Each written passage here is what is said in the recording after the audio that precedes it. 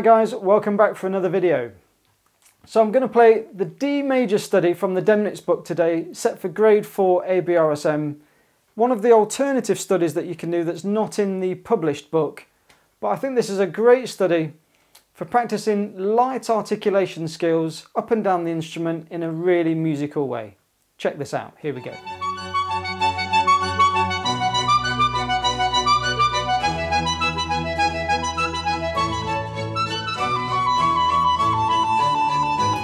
So I'm going to play it through with the metronome for you at 63 BPM, and then I'm going to stop and we'll perhaps just have a little talk about some of the difficulties in this, and I'm going to show you some of the technical aspects of the piece.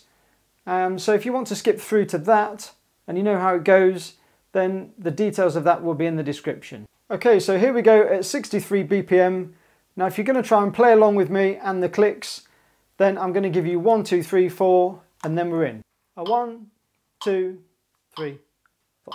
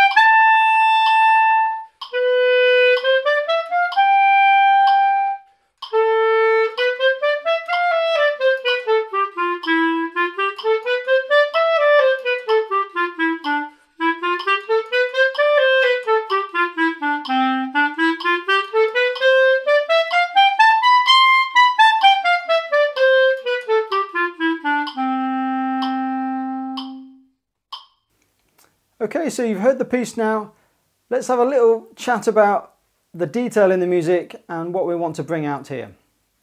So first of all, the light articulation skills, let's just have a think about that. So now this may be the first piece that you've looked at that has that combination of the slur marking but also the staccato marking as well. So it's not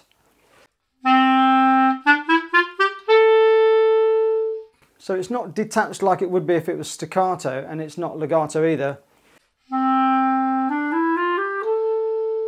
So it's kind of a bit of both, so we've got to keep it really nice and smooth but also slightly detached as well. So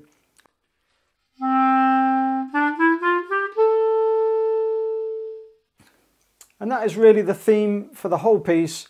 Really nice sort of soft gentle playing but with the articulation as well. Now that is in a lot of ways something that quite advanced, I think. It's not easy to do, especially if you're going to do that up and down the instrument up to top D. That's not particularly easy to do. Perhaps make sure that you know the scale well as well. So make sure you know this D major. You could have a go at the last 3 bars, say.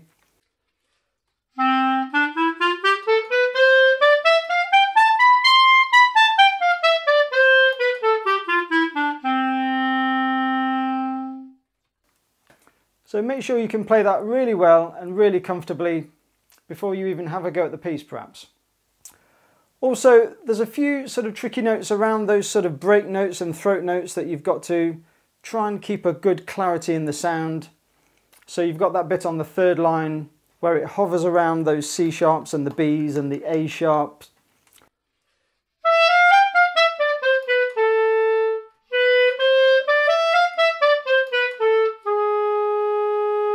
Now the A sharp or B flat is always going to be a tricky note on the clarinet. On that particular instance I used an extra finger in there that gives it a bit more resonance. But I would imagine really as a younger player you're just going to do the standard finger in for the B flat there.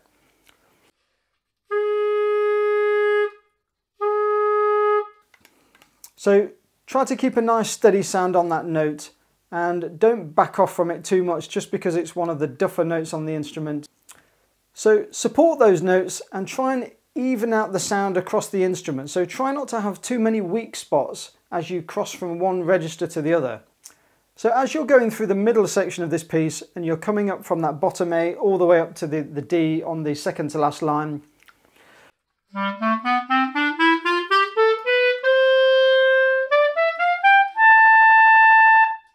now there's no dynamic marking change there as such, but perhaps that could be a good point to just bring that section out a little bit more. Sounds quite good if you just perhaps give a little crescendo there.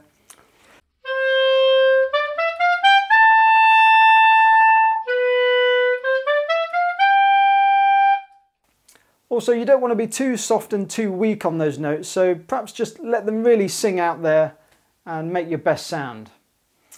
Also, when I've heard pupils play this piece, there is a tendency to chop the bars up and try and segment it all. So try to think of those longer phrases as well. So just in those first few bars, for example, try not to play the bars too individually. So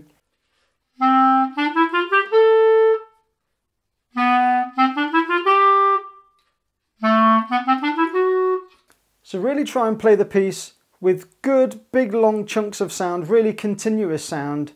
Don't break it up too much and trying to play those minims all the way through to the next bar.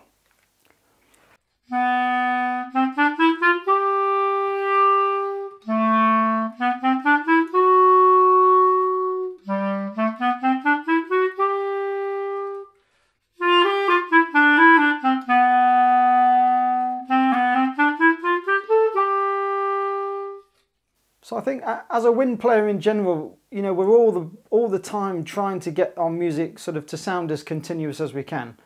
So try and put that into this piece and try not to break it up too much with too many breaths. Perhaps that could be a subject for a whole nother video on breathing, but basically make sure you're breathing in the right places. And I think if you're playing this as a younger player, make sure for absolute definite that you mark on the breathing on this piece. You don't want to get caught out in the exam, because when you're a little bit nervous and you go into exam, the first thing that goes straight out the window is the breathing. So, because you're going to be a little bit nervous, so you're going to be breathing different anyway. So account for that. Make sure you've got really clear markings on the page exactly where you're going to breathe, and test that out from beginning to the end of the piece. Test that out a few times and make sure that you can get through that breathing that you've marked on the piece. Really important. Also, one more final tip. I think if you play up and down that scale, make sure that the fingering that you use for the scale is generally speaking the fingering that you're going to use in the piece. So what I mean by that is, for example, if I was playing D major, as I cross over the break, I'd go for a left hand B and a right hand C sharp. So I'd put that in the piece as well. So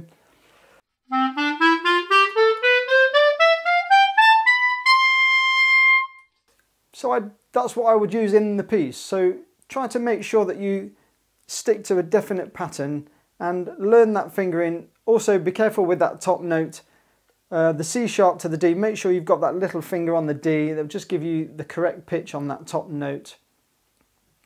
But going back to the fingering,